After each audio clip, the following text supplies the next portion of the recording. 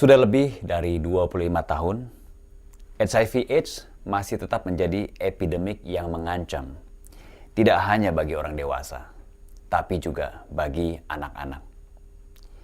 Kini, lebih dari 2 juta anak-anak di seluruh penjuru dunia terinfeksi HIV. Mereka hidup dalam kemiskinan, putus sekolah, tercampak dari kehidupan sosial, dan bahkan kehilangan nyawa mereka. Kini di Indonesia, lebih dari 1/4 juta penduduk Indonesia terinfeksi HIV. Diperkirakan 2 tahun mendatang akan meningkat menjadi 4 kali lipat, atau 1 juta penduduk Indonesia terinfeksi HIV. Selama setengah jam ke depan, saya akan mengajak Anda untuk melihat wajah HIV/AIDS di Indonesia.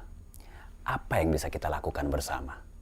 Bagaimana caranya kita bisa melindungi anak-anak kita untuk terhindar dari virus yang mematikan ini?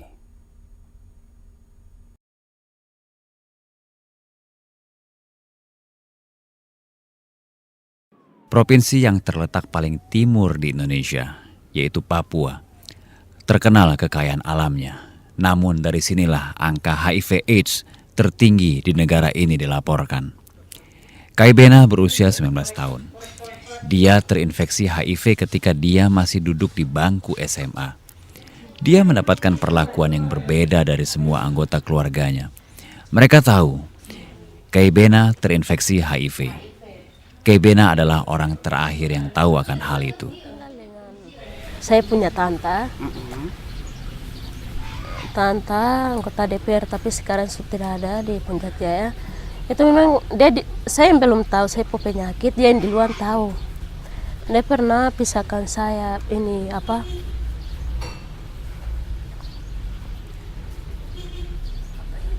piring untuk kamar mandi, ember, dia pernah pisahkan. Setelah Kaibena kenal dengan Siti, seorang perawat dari kelompok dukungan Jayapura, dia melihat masih ada harapan untuknya dan juga untuk bayi yang dikandungnya waktu itu. Menurut Siti, ibu hamil yang terinfeksi HIV membutuhkan perawatan tambahan dan dukungan moral serta pemberian pesan-pesan yang benar untuk mencegah penularan dari ibu ke bayi. Kalau dia sudah hamil, bagaimana mencegah agar dia tidak menularkan virusnya kepada anak yang dikandung, dan juga ada informasi dan edukasi yang baik kepada dia sehingga tidak terjadi tidak menularkan kepada orang lain lagi. Sudah hasilnya negatif. Ini dilahir sesar ya? Iya, di sesar. Waktu saya hamil 4 bulan saya sudah ada di JSG sini. Dan Suster Siti dan teman-teman dirawat sampai anak saya sudah negatif. UNICEF juga mendukung generasi muda untuk menyuarakan pesan-pesan tersebut. Jenny dan Deborah mendapatkan pelatihan dasar-dasar penyiaran dan sekarang mereka menjadi pemandu acara mingguan di radio. Bersama saya Jenny dan juga teman saya Deborah, yang juga mengangkat topik HIV/AIDS. Kenapa itu penting di Papua? HIV/AIDS penting di Papua karena kebetulan memang Papua sudah kalau secara dikalikan dengan jumlah penduduk, Papua nomor 1 dan itu sudah sangat banyak. Kalau kami di sini ya untuk berbicara tentang HIV/AIDS itu kadang-kadang kurang ini ya, karena banyak yang belum ingin untuk mengetahui tentang HIV/AIDS. Mereka memang banyak perilaku anak-anak muda di Papua itu sangat berisiko, tetapi mereka tidak ingin untuk mengetahui apa itu HIV/AIDS. Mereka bilang itu biasa saja.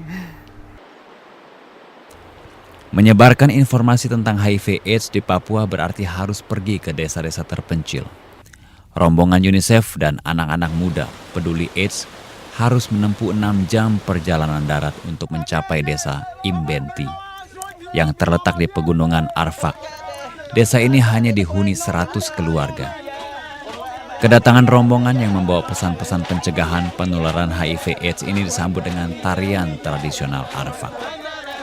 Menurut Anton Wongor, ayah dari 4 anak, informasi mengenai HIV/AIDS sangat penting karena anak-anak termasuk anak-anaknya harus tinggal di kota tanpa pengawasan orang tua untuk melanjutkan sekolah.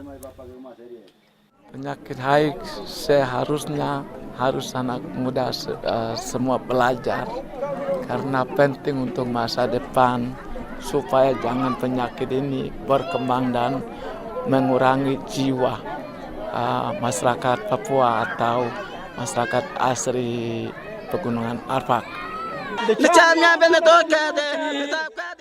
Para ahli mengatakan bahwa tanpa pendidikan tentang HIV/AIDS serta bagaimana mencegahnya, epidemik ini dapat menyebar di satu desa dan membunuh warganya, termasuk desa terpencil dan terisolir seperti Imbenti.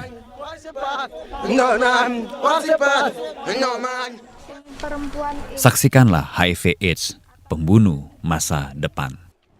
Virus HIV ini sangat mudah menyebar di Indonesia, dan kita sebagai kaum remaja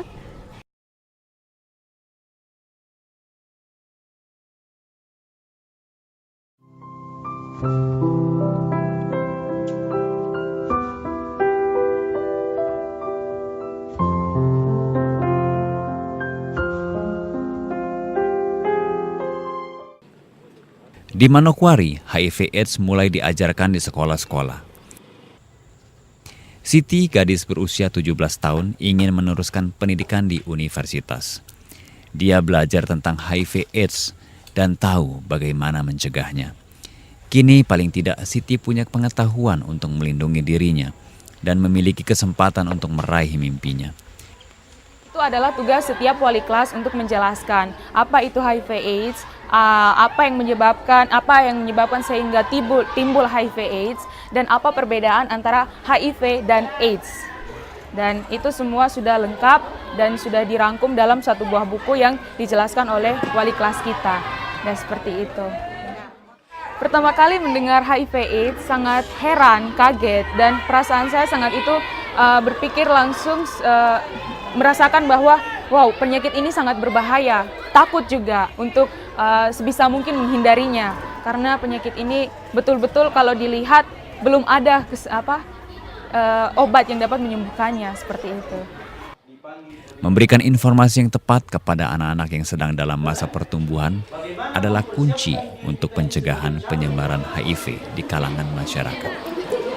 Karena pada dasarnya anak-anak ini juga memegang peran yang sangat penting dalam menyebarluaskan pesan-pesan tersebut di antara teman dan keluarga mereka. Kasus-kasus HIV/AIDS ditemukan di seluruh penjuru Indonesia, termasuk di Jawa Timur. Di sini perang melawan HIV/AIDS melalui informasi dan pendidikan dilakukan oleh para siswa dan siswi di sekolah-sekolah mereka.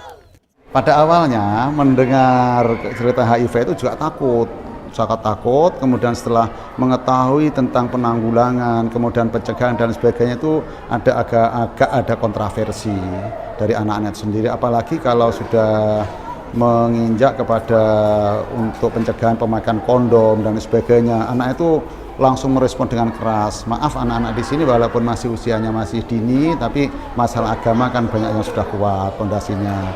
Jadi mendengar yang seperti itu seakan-akan tabu. Kemudian ada Bapak dari UNICEF Surabaya menyatakan seperti itu, langsung merespon dengan mengadakan pertanyaan-pertanyaan yang macam-macam, sifatnya menentang gitu.